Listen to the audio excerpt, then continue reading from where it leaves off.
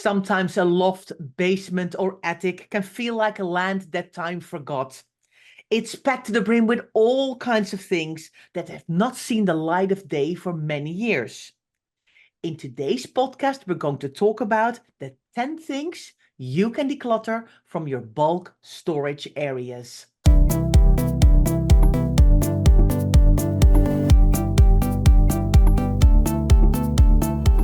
You're listening to the Declutter Hub podcast, bringing you tried and tested, no-nonsense tips and advice from the leading experts in decluttering and organising your home.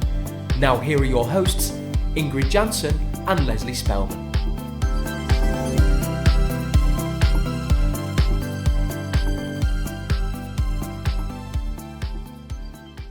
Hello and welcome, listeners. I'm Ingrid. And I'm Leslie. If you're new to the Declutter Hub podcast, you're so welcome. What you'll find is that we try and find a fun factor in the serious business of decluttering. And if you've been here for a while, you know exactly what we mean. So thank you so much for listening. If you'd like to get involved in conversations relating to this podcast, it all takes place in our Facebook group. So come and join our lovely, warm, supportive community. To find the Facebook group, go to declutterhub.com/group to find out more, or you can search for the Declutter Hub community on Facebook. Well, hello, Leslie. I'm excited about today's podcast because it's a 10 Things podcast. And I think our listeners know that we love our 10 Things. And we also love that our listeners share with us all the time which 10 things are in their houses as well. So we actually get emails, we get comments and reviews. Our members get involved. Everybody's telling us, ooh, I had number 3, 9, and 7. There's something very compelling about a 10 Things podcast because it's immediately actionable. I think that's why people love it. People can go, oh, so it's relatable. Of course, people go, oh, yeah, I've definitely got some of those. And it's actionable, which is really, really important. So we've come up with a great list today of some things that you might find in what we call our bulk storage areas. So your bulk storage area might look different, but it's a loft, UK-based loft, which is kind of an attic everywhere else in the world. A basement, not necessarily a garage, but it might be an outbuilding of some kind, but somewhere where you store a lot of things that you have decided you no longer want in the body of your home. So that's what we're tackling today. So let's jump straight into number 1, which I know you're a little bit fearful of, Ingrid, right? I know, I was hesitant. You kind of had to really pull me over the line here to put this on the list, Leslie, because I was like, no way, this is getting decluttered from my house, but I can see where you're going with this. Yes. So number 1 is Lego. Ingrid, I'm imagining all around the world now there are people taking a sharp intake of breath like, oh, how dare you suggest, Leslie, that we declutter our Lego? But there is method to my madness. Ingrid, tell me why you think we shouldn't declutter Lego, and I'll tell you why I think we potentially should. Well, Leslie, I think you know my love for Lego. I think it's the best toy ever invented, to be honest with you. I think it's brilliant. I had it around when I was a young child. My mom kept it for a very, very, very long time and actually then divided the Lego for my sister and I. And we each got a box of our own Lego when our kids were born. And my son is a massive Lego fan. My daughter loved Lego as well. When the whole pink Lego kind of came about, she was all in. But it's been such a big feature in my life for such a long time. I always thought they were fantastic gifts. I always felt like, I don't know, I love Lego. And maybe it's also, Leslie, because I really like the sorting of the Lego. I mean, the sorting of Lego is, as you might imagine, with my patience, is kind of, I've not got any patience for that. But the reason why I think that there is a potential to declutter some Lego is because I think, you talked there, Ingrid, about you having Lego as a child. Yeah. Now, back in the day, I was born in the kind of late 60s. You were born in the early 70s. Yeah. Lego was a very different beast than what it is today. Yeah. We got a kind of collection of Lego, which was just a few bricks of different sizes, if we're being honest, right? It wasn't like little hats and signs and everything's very elaborate now. You know, you're building trees, all these kind of, you know, I mean, all my family surprisingly love Lego as well. So we've got it all over. Steve's got it, Leah's got it, Nathan's got it. So Lego is here as well. Have I decluttered any at this point? No, I have not. But I think that it's a very different thing. And so what we find in lofts, attics, and basements is that people have got these huge boxes of, like, it's a kind of in between. So I'm talking about between where you are, where you're firmly still building Lego in your house on a regular basis. And I've got a little bit of that with Leah and Steve. And that kind of interim period where the kids are gone, you're kind of an empty nester, but you're holding on to these boxes of Lego for potentially your grandkids in the same way that your mum did. Yeah. But I think Lego has really changed. So back in the day, we were just given a whole box of Lego. Here's a few bricks, different sizes, build something, whatever. Use your imagination, use your creativity to build something. Nowadays, it's all sets of Lego that with instructions, with packets, all those kind of things, designed to build a specific thing. Like, there's not much, I'm not saying there's not any creativity going on, but there's less. It's more of a kind of engineered creativity now to get you to a certain point, right? Yeah. So these massive boxes of bricks that we still retain and we keep, do the kids actually want them these days, or do they want the, you know, Star Wars Lego or the Princess Lego or do you see what I mean? So I think that you could give somebody 1,000 red or yellow bricks and they'd be like, well, what am I going to do with that? Yeah. I know. I mean, that's a whole other debate, Leslie, that, you know, creativity of children just making up stuff with just a couple of bricks it has changed. It is true. Lego has changed a lot. And I mean, you know, the good thing is, though, that Lego is still super popular.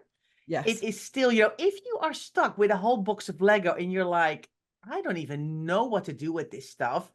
You know, there's a big seller's market for it. There's a recycling scheme now worldwide for Lego. I mean, there are options. And I think people these days are less afraid because I think we coveted our couple of Lego bricks that we had back in the 70s, the kind of 20 yellow, blue, and green ones and red ones. But now we all have so much of it. And too much of a good thing can be too much. I even agree with that, Leslie. So yes, if you feel like you're like, oh yeah, I've got like boxes full of this stuff in my bulk storage areas. They're sitting there gathering dust. You can declutter it. And okay, respect. She's still very sad saying this. So we're not saying declutter all your Lego, but, you know, look at things like, you know, the early Legos, the kind of Duplo. Maybe you've got Lego that's kind of fake Lego, you know, dupe Lego. Do you know what I mean? Like that other stuff that's kind of snuck in with your normal Lego that you can't use, doesn't quite fit in. So really evaluate what you've got and see whether you've got too much. This is probably more about paring down the Lego that you no longer need, that is not getting used, to allow more space for the ones that you do use. That's what we're saying. Leslie, do you actually think that people have turned us off now? They're not listening anymore. They're like, they have gone too far this time. I'm skipping to the next podcast. Yeah, exactly. I think we need to quickly move on to number 2. Yeah, let's move on to number 2. You know, the bottom line is everything that's in a loft, attic, a loft, attic, or a basement is kind of probably something that's quite precious, which is the reason why it's up there. But a lot of this is about the passage of time. That's what we're talking about a lot, is the passage of time is going to dictate what you do with that. So number 2, also something that has been very special in the past, but maybe no longer is, which is paintings and pictures and photographs that you have taken down from your walls at some point. Ingrid, what are we going to say about that? I'm going to be truthful here, Leslie. Then I've got a couple. They are not in my loft, attic, or basement at the moment, but they're kind of in an area that I think I need to listen to my own advice here, because I had some paintings up the wall. I took them down, replaced them with something else. Indeed, we find them lots in the bulk storage areas. And it's like, are you going to put this back up? No. And I'm like, why is it still in your house? But it's hard. It's just a hard one. Yeah, I think paintings are probably easier because we've made a conscious decision that we're going to swap a painting over. You know, some people like to change things up as well. So we've got that option. So some people love the regeneration, particularly, over the past few years, there's been a kind of maximalist decor where people use collages and people are constantly changing things around and things don't need to be quite as uniform as they used to be. So there's definitely mileage in people keeping things and swapping them over. But you have to look at your own behaviors and go, what are you actually doing with these things? If you've got a pile, which honestly, 80% of the homes, that including ours, in fact, have got this pile of things piled up neatly together, like tucked behind a sofa, underneath the sofa, in a loft, attic, or a basement, that you've kept because you're not quite ready to let go. If you've got a family picture, is a great example of that. You had your kind of family picture taken, one of those lovely shots when your kids were little, but somehow now that your kids are 18, the one that you had of them as toddlers seems less relevant, or you've had other photo shoots done and you've only got a finite amount of walls. What do you do with those old pictures? And they're big, they're bulky, you feel like you're never going to put them back.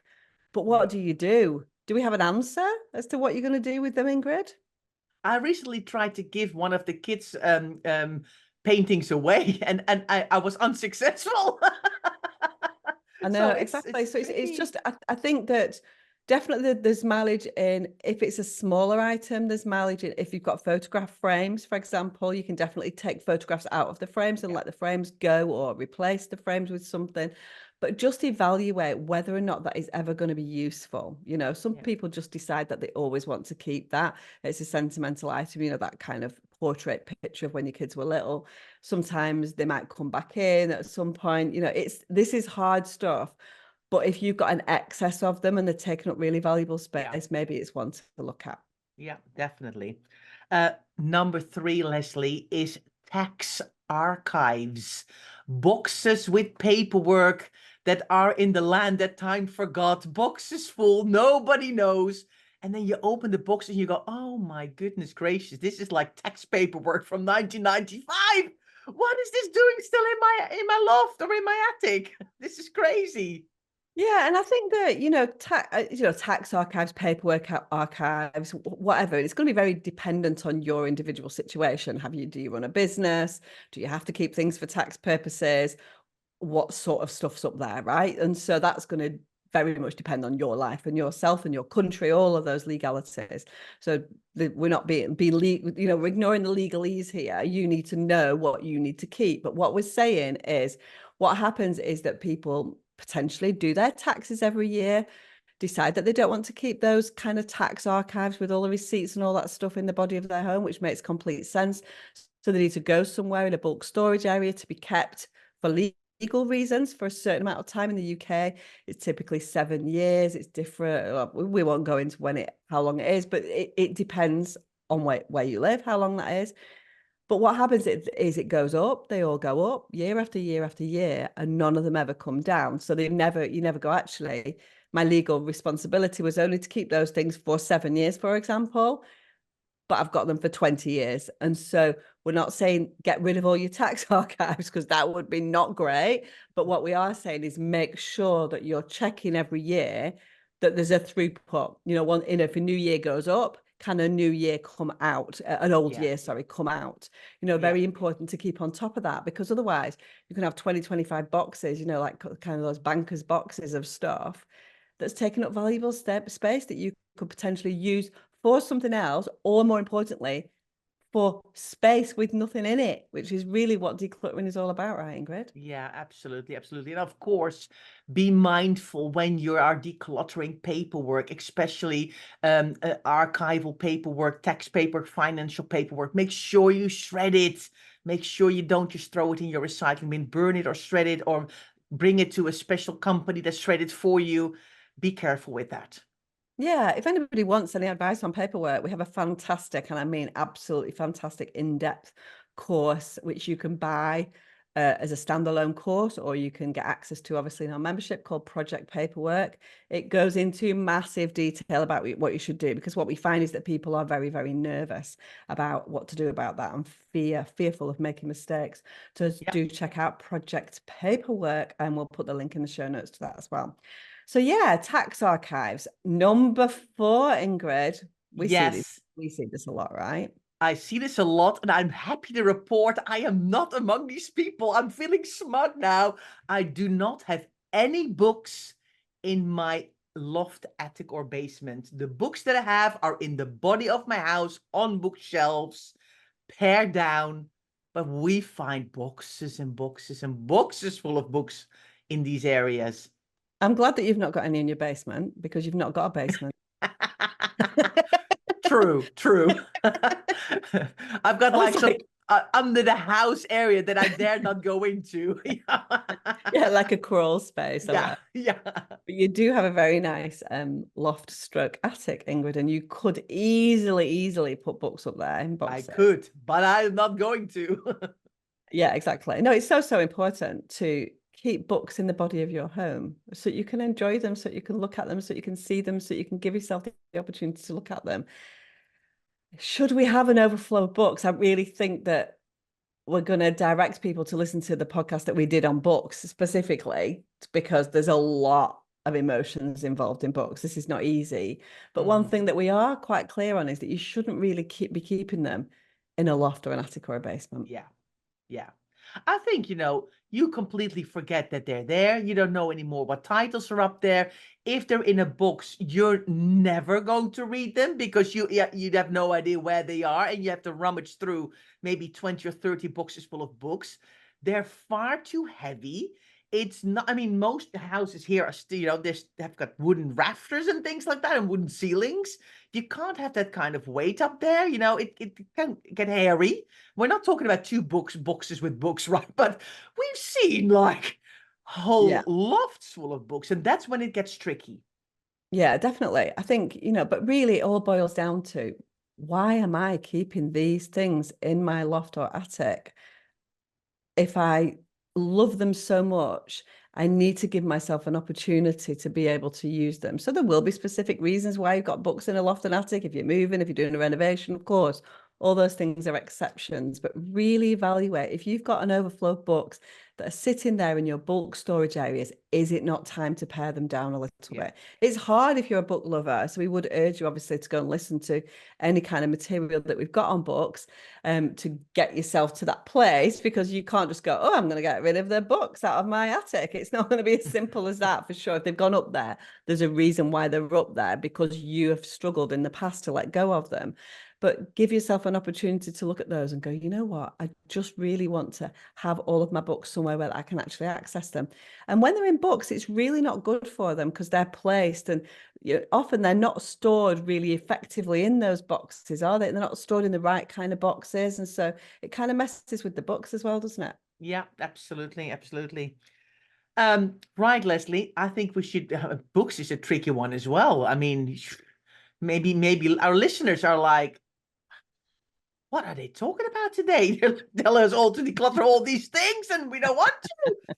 Of course they don't want to. They never want to. They're like, no, don't want to do that. Some people are like, yep, I'm totally going to do that. Yeah. I'd love to know whether people want to or don't want to, because we've definitely got people who are reluctant and struggle, but we've got people who are fired up and ready as well. And so we've got people span both things, and hopefully there are some things within here that resonate with you that you think, you know what, I could do that this weekend. Yeah. Books is probably a bit tricky, to be fair, but if you're raring to go for it. Yeah. Right. Well, let me move on to number 5. Sweep bags.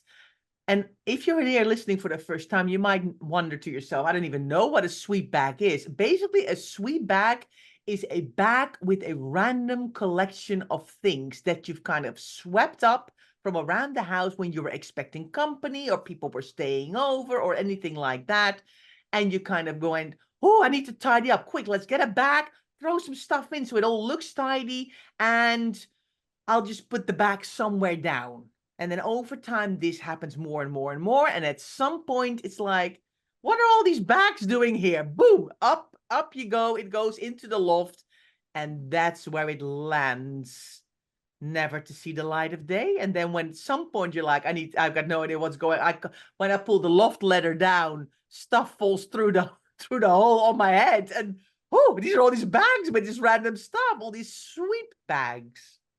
Because we do that. We do a sweep often in a state of panic, don't we? And so it's not enough to just clear it from your kitchen surfaces or your living room surfaces, or if you've got somebody staying over in a bedroom, you kind of have to conceal the evidence as well, don't you? And which is why they then, not only do they go in a bag, they then go somewhere to the land that time forgot, which is what we're talking about today. And then our job quite often as professional organizers is to kind of find these things and go through them. And they can be equally massively satisfying, but soul destroying in the same way, because these things take a long time to go through, but you can find absolute gems in them. You know, this is where we find jewelry that's been lost, passports, little bits of money that you didn't know you had. All these kind of things are in sweep boxes and bags. And so we would urge you to take them one at a time, you know. So if you know you've got those kind of boxes or bags up in your loft, take them one at a time. Don't bring them all down all at one go, because they take a lot of time to go through. Same with like these little, you know, these catch-all dishes in your kitchen or junk drawers. Because it's such a random assortment of things, it takes time and energy and effort to go through them. So one at a time, one sweet bag at a time. But as I say, can be super satisfying, because you can definitely find things that you have lost and things that you absolutely can declutter as well. Yeah, very satisfying. I agree. Well, Leslie, whew, big list before the break. We're 5 down, 5 to go. So let's go for a break and let's dive into some more after. Hi, everyone. Welcome back to your 10 things to declutter from your loft, attic, or basement. We've had 5 tricky ones. I'm not sure if it's going to be any easier now, Leslie, after the break, because I don't see it getting any easier. no. I think I look at our 6 to 10 list. I'm like, nope, we're not getting any easier.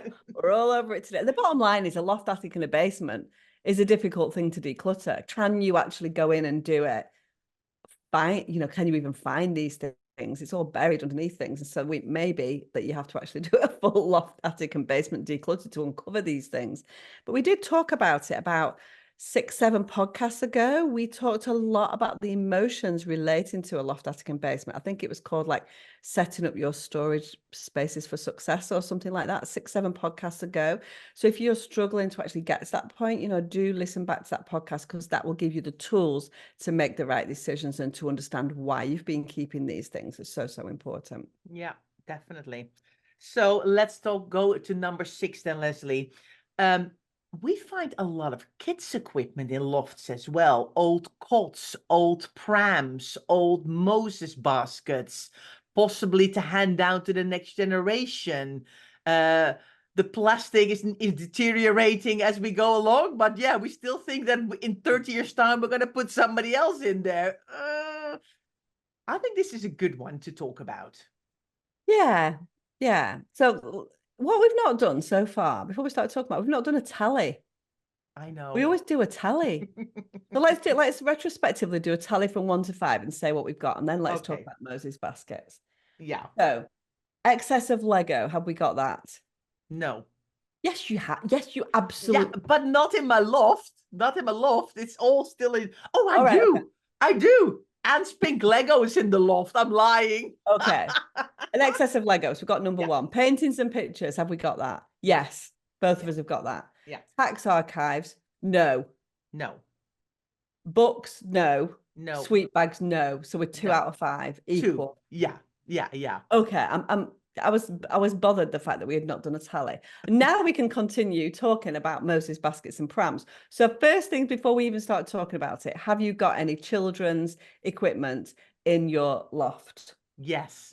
Oh. What have you got in there? I've got a Moses basket in there. And so why is this on the list and why is it not gone?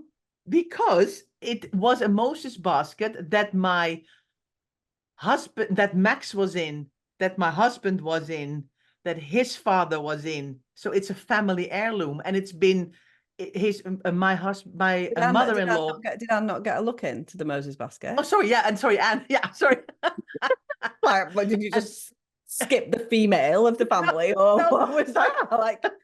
Sorry, Anne, of course, and my mother-in-law completely she upcycled it. So the fabric was really bad, and the padding, and so we put a new mattress in. We put new kind of one of those veils that hang over it. It's beautiful. Okay, it's a family heirloom. Okay, it's a family heirloom. And Yeah. so looking at Max and Anne now, I know it's hard to say because only 15 and 17, to be fair. But as I look at my children, for example, if I had something like that, I Yeah. think it would probably be a no. I think they'd be like, no, I don't want that. Hmm. That's Yeah. that's the problem, because Yeah. I just think that I don't know. It's hard to know because I don't know Yeah. because it's not appeared yet. And by the Yeah. way, it'd be very nice to have some grandchildren at some point soon. Yeah. But not for my 21-year-old or my 25-year-old, only the old ones. But anyway, so the point is we have to be honest about that. I think that's kind of slightly different because it really has got a lot of sentimental value Sentimental. because Yeah. it's really been passed through the generations. Yeah. But a lot of things are not like that. They're just a Moses basket that's one generation old Yeah. that has been kept just in case. Everything else I've decluttered, Leslie. Okay. The children's chairs, the cots, the things. I didn't even go up in my loft. I was like, after, of course, yes, after child number one, it went into the loft and came down for child number two. And then when my husband and I decided, okay, we're happy as a family now. Every time they grew out of something, it was gone. I was like, it needs to go out of my house. Yeah, I think there's a couple of things that are wrapped up in it. So sentimentality, and I can absolutely see that, and I can absolutely see that's not something that even if your own kids didn't use it, I can imagine that it's something that you would keep regardless of that, Hmm. And so, because other people further down the generations might use it. Yeah. A lot of that is about health and safety. So a lot of Mhm. the, different generations are like, because there's so much stuff nowadays, the way that children are reared, if we want a better word, is very different, and the kind of the way that people do that, and the examples of what you should do, what you shouldn't do, is all different. The materials, all of these things are very Hmm. different. So I think there's this kind of health and safety element to it. There's a sentimentality thing to it. Health and safety is a big one for things like prams and Yeah. car seats and all that kind of stuff as well. But so is the passage of time. I'm sure that the way that I put a car seat in back in the day, through the what do you call? We used to use seat belts. You Yeah. used to have to hold the car seat in, not on the actual basket, but to hold the car seat in, you kind of use the seat belt in the back. Do you know what I mean? And then, but nowadays there's all like Isofix type stuff that they just click into and all that. So Yeah. even the kind of technology has changed as well. But we Yeah. really need to look and identify whether or not we're keeping these things for the right reasons, and have these honest conversations with our children if they are at an appropriate age. Obviously, we're not asking our 8-year-old whether they want to keep it for when they have a baby. But if we've got a 20-something or a 30-something child that we're holding, do you feel that you would want this Hmm. when you have your own children? Yeah. Agreed. Agreed. Because No, they're big and bulky. But the yeah. reason why we keep holding them is because they're so expensive. Yeah. These things, like prams, are like thousands of pounds, you know what I mean? Are they? Or over £1,000 for prams, and car seats are not, we have 5 different car seats for different things, and little Yeah. seats and baby seats and toddler seats, and it's expensive, right? Yeah. Absolutely. Absolutely. So, yes, I think you're right. I think mine is more sentimental than anything else. I mean, everything else is gone. Have you got anything? Talking No. about the telly? No. Okay. Okay. I'm one up then. I'm one up. Do you know what? I have got one thing actually, which is a seat. When they get older, when they're like about 7 or 8, and you just whiz a little seat in, and it just kind of Yeah. elevates them a little bit. Yeah. I've got one of those Oh, and why have you got that? because I've got a little nephew. Okay. You know what I mean? I think he might, I'm not that he's been in it for years, but I kind of think there's no health and safety responsibility with that. It's just a piece of plastic that just, Yeah. it's not like a complicated thing. It's just something that raises Yeah. him in the car. So A I little do feel booster. Yeah. yeah, a booster seat, exactly. Yeah. No, I Yeah. can't remember what it's so long ago. I can't even remember the name of it. It's got so far eradicated from my mind. But yeah, I have got a booster seat. So yeah. Okay. Let's go on to number 7. And I'm already laughing because I'm feeling smug because I don't have this. So this is good. Old wallpaper, paint, tiles, and offcuts of carpets. Yes, we find them everywhere. Not only in lofts, attics, and basements, garages, sheds, under the sofa. I mean, you name it, they're there. I know it's a weird one, isn't it, really? So again, is there value in keeping some of these things some of the time? Of course. Is it valuable to keep old tiles if you tile a kitchen, tile a bathroom, and you've got some left over, of course it's valuable, because there are instances where you need to replace tiles. You need to look at the volumes of tiles that you've got. Wallpaper, I would argue against that being sensible, because I'm like, if something goes wrong with your wallpaper, are you accomplished enough to replace one section of wallpaper, which has been on the wall for 5 years, which is going to be a very different shade to the one that you replace it with. So wallpaper for me is a kind of, you need to let that go, but I'm here to be proved wrong, of course. Paint, potentially useful to do some touching up, but same principle. Are you ever actually going to use it? There are instances where I've used paint to touch up, but you need to look at how much of it you've got. If it's got like a tiny 2 inches at the bottom of a can, is it ever really going to be useful? And the other one, offcuts of carpet, drive me insane. Because the carpet fitters just leave like random offcuts of carpet, and everyone goes, "Oh, that'd be useful as a little mat or a thingy, or to throw down in the back of the car, or to, people can find a use for these things." This brand new bit of carpet, which is something that is expensive that you paid for, the carpet fitters leave them always, don't they? And I have found myself like, I just need to literally get this to the tip straight away. But it feels bad to throw away a brand new piece of carpet. Yeah. Psychological barriers all the time. Yeah. It's been a long, gosh, actually, we were talking about the other day that we've had like our hallway carpet, which it's like 8 years. Like, how long ago was that? It didn't seem that long. Why does time go by so quickly? But never mind. But all the offcuts of carpet were gone. I was like, I can't, I don't do that kind of stuff. I mean, I think if you have offcuts of carpet, you really need to look and go, what am I going to use? What purpose have I got to use this offcut of carpet today?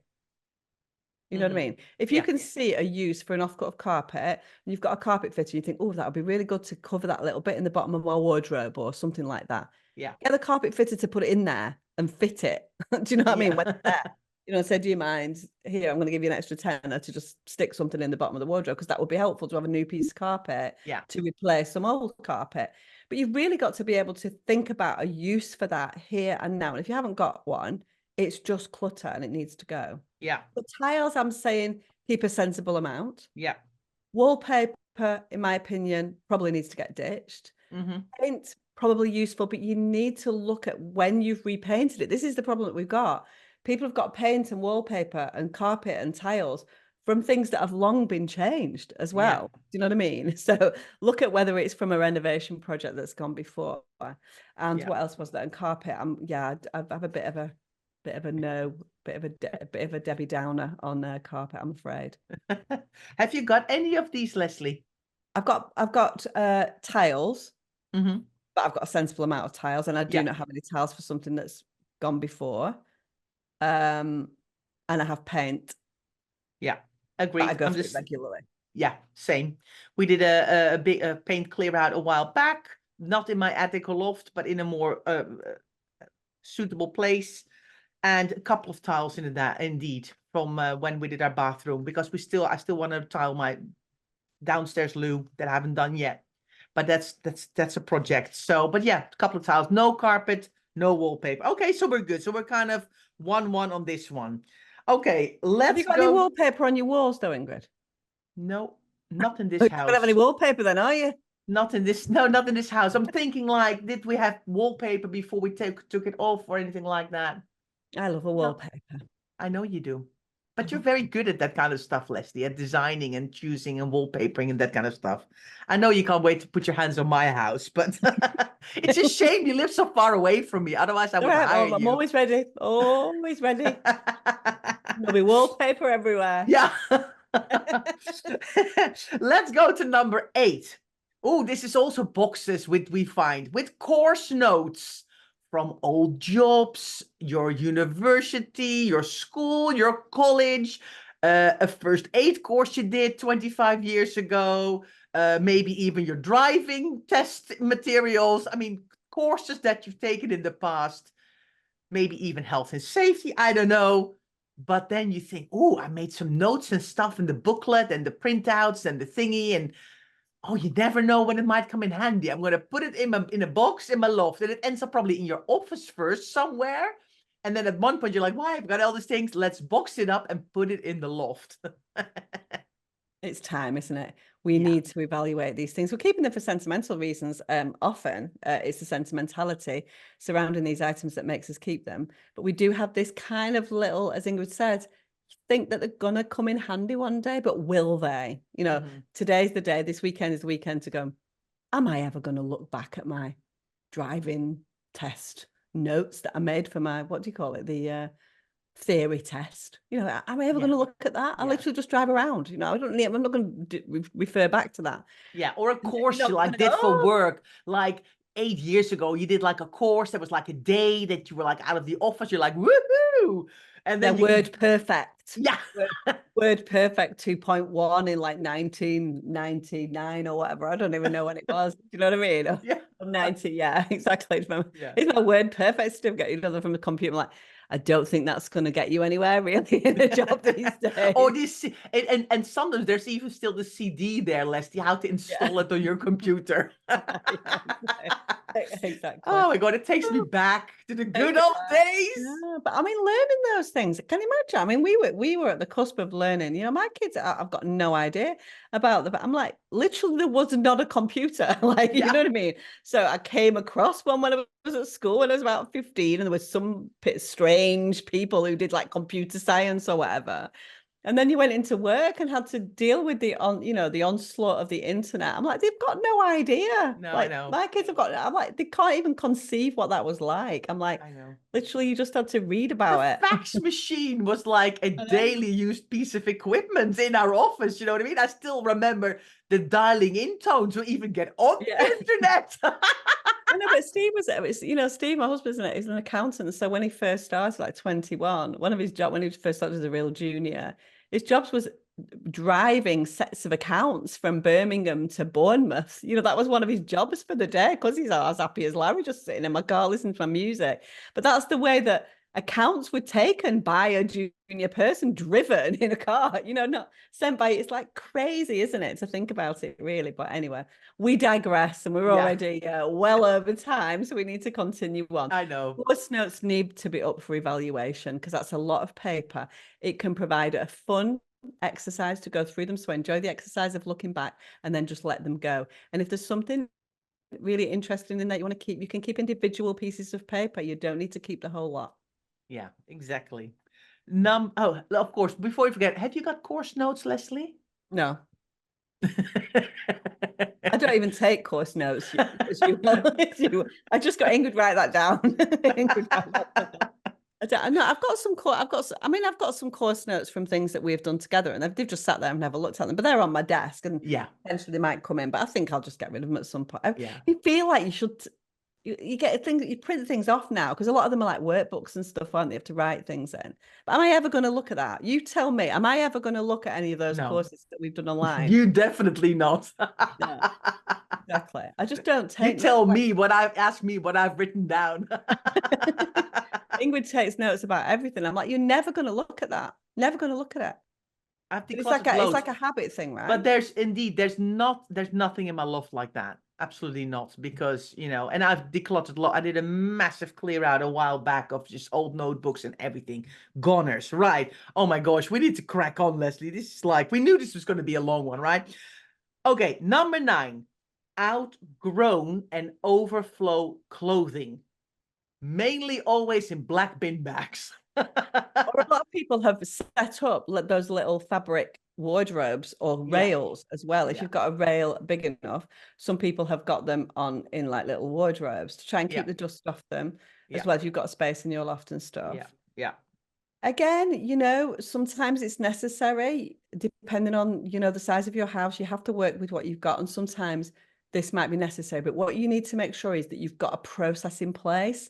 So if you are using a bulk storage area for an overflow of clothing, what is that clothing? Is it a summer and winter swap over? Perfectly valid, perfectly fine. Ingrid does that. She does it from a main bedroom into a spare bedroom. So there's no problem with doing that if you've not got space. Of course, we all have to work with the space that we've got. But if these things have lain up there for 5 years and you've never touched them from decades ago, what are you doing? Where's the process to do the swap over? What do we call it? A seasonal swap? Seasonal Seasonal changeover. Yeah, seasonal changeover of clothes. Yeah, yeah, but also like, outgrown stuff, that we might have kept for child number 2 or child number 3, and then it gets, too much, and then we can't cope anymore. Or it can also be hand-me-downs from other I'm people that not, have never been. I've got 2 or 3 kids and I can't cope anymore. What can I do about that? They're all exactly. Not got any clothes, just the children.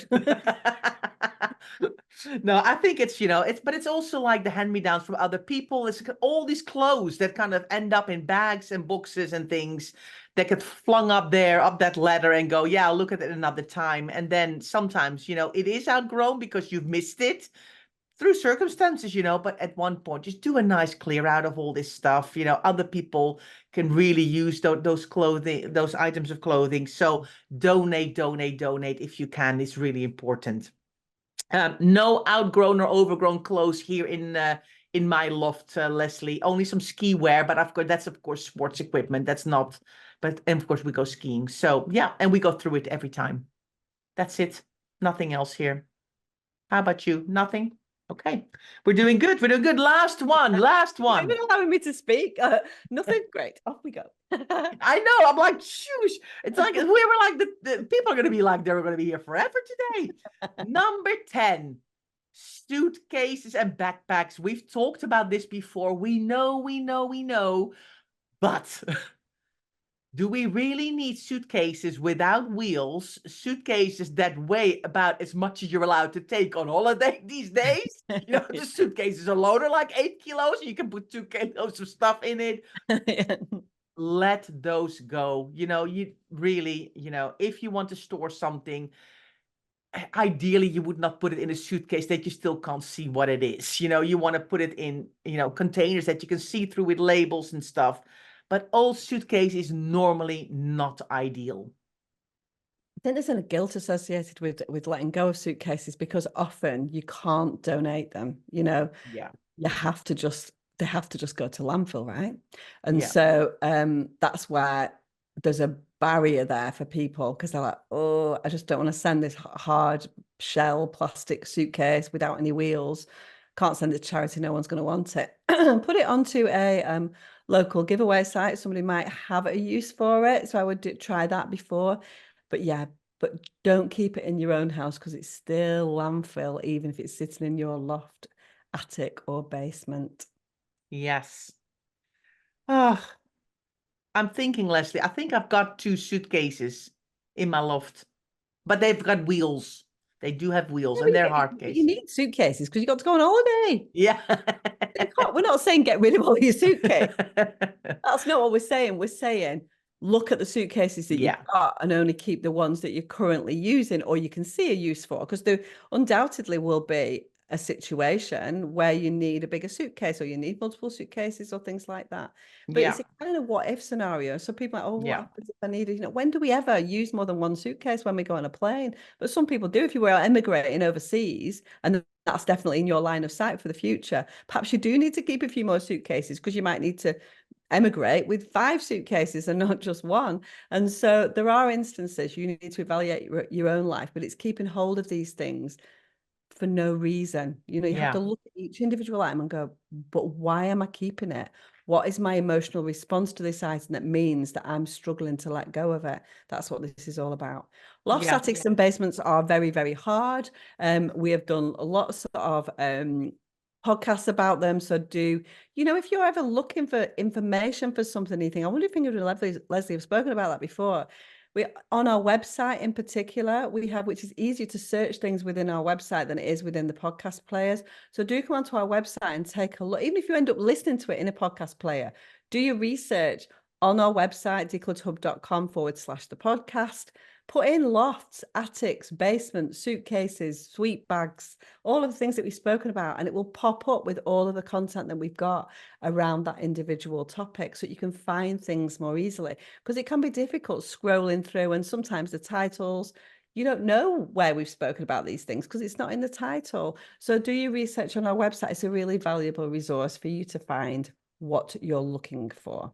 Exactly. Well, Leslie, what's the tally then? We each had 2 before the break. I'm losing this one, I think. You've got what have you got? So I've got kids equipment, I've got the Moses basket, and I've got the tiles and paint, although they're not really in my loft. No, So that's not, no, we're not counting that as that's fine because everybody needs tiles and paint. You just don't need any excess of what you need. okay. So I'm not counting that as one. Okay. So no course notes, not in my loft, no outgrown overcoat, not in my loft, suitcase. There's a few suitcases in my loft, obviously, but none that I don't use. Okay, I'm doing only 2. 2 in total. You got your Moses basket, so that's 3. Sorry, three. And I'm going none in the second half. Wow. So I win. Yeah, you win. So listeners, you need to tell us, have you got any of the 10 things that we've mentioned hanging about, lurking away, gathering dust in your loft, basements, or attics? We would love to know. Let us know. Tell us, send us a review, tell us in the comments, go to our website, leave us a comment, all of those things. We would love to know from you what it is that you're keeping up there or in the basement of your house. Yeah, let us know. That's Absolutely. it. That's it. I've enjoyed it, Leslie. I've enjoyed it. Been fab talking about this. So thanks so much, listeners. I hope you enjoyed it too, and we'll see you next week. Thanks so much for listening to the Declutter Hub podcast. Don't forget to subscribe to us in your podcast player so you don't miss an episode, and we'll see you next week.